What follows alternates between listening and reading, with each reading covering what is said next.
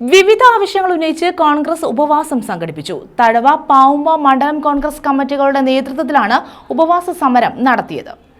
കുടിവെള്ളക്ഷാമം പരിഹരിക്കുക, ഗ്രാമീണ റോഡുകൾ സഞ്ചാരയോഗ്യമാക്കുക, തൊഴിലുറപ്പ് തൊഴിലാളികളുടെ വേതന കുടിശ്ശിക നൽകുക, കാർഷിക ഫണ്ട് ഫലപ്രദമായി വിനിയോഗിക്കുക, തെരുവുനായ ശല്യത്തിന് ശാശ്വത പരിഹാരം കാണുക തുടങ്ങിയ ആവശ്യങ്ങൾ ഉന്നയിച്ചാണ് ഏകദിന ഉപവാസ സമരം സംഘടിപ്പിച്ചത്.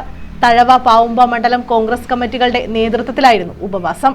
DCC president P. Rajendra Prasad ഉദ്ഘാടനം ചെയ്തു. ഗ്രാമങ്ങൾ എന്ന സ്വാശ്രയത്വത്തിലേക്ക് കടക്കുന്നുവോ അന്ന് മാത്രമേ ഇന്ത്യ സമ്പന്നമായി എന്ന് പറയാൻ കഴിയുള്ളൂ. അതായിരുന്നു അദ്ദേഹത്തിന്റെ കാഴ്ചപ്പാട്. ഗ്രാമങ്ങൾ വികസിക്കണം. സംസ്ഥാന തലസ്ഥാനമോ ദേശീയ തലസ്ഥാനമോ അല്ലെങ്കിൽ ഏതാനും ചുരുക്കം പ്രദേശങ്ങളോ വികസിച്ചുകൊണ്ട് വരുമ്പോൾ ഇന്ത്യയിലെ 140 കോടി ജനങ്ങൾ അവരിൽ മഹാഭൂരിപക്ഷവും എവിടെയാണ് താമസിക്കുന്നത്? ഗ്രാമങ്ങളിലാണ്. ആ ഗ്രാമങ്ങൾക്ക് വികാസം ഉണ്ടാകുമ്പോൾ മാത്രമേ ജനങ്ങൾ ജീവിത സാഹചര്യങ്ങൾ മെച്ചപ്പെടുത്തുന്നതെന്ന് പറയാൻ കഴിയൂ. അതുകൊണ്ടാണ് ഗാന്ധിജി പറഞ്ഞത് ഗ്രാമസ്വരാജ്. ആ ഗ്രാമസ്വരാജിന്റെ ലക്ഷ്യത്തിലേക്ക് പോകുവാൻ നമ്മൾ ഒരുപാട് താമസിച്ചു. മണ്ഡലം കോൺഗ്രസ് പ്രസിഡന്റുമാരായ തഴവ ബിജു, തുളസീധരൻ, തഴവ ഗ്രാമപഞ്ചായത്ത് അംഗങ്ങളായ ത്രിദീപ് കുമാർ, മിനി മണികണ്ഠൻ, മായ സുരേഷ്, സൈനുദ്ദീൻ, വത്സല, എം മുകേഷ് എന്നിവരാണ് ഉപവാസ സമരം അനുഷ്ഠിച്ചത്.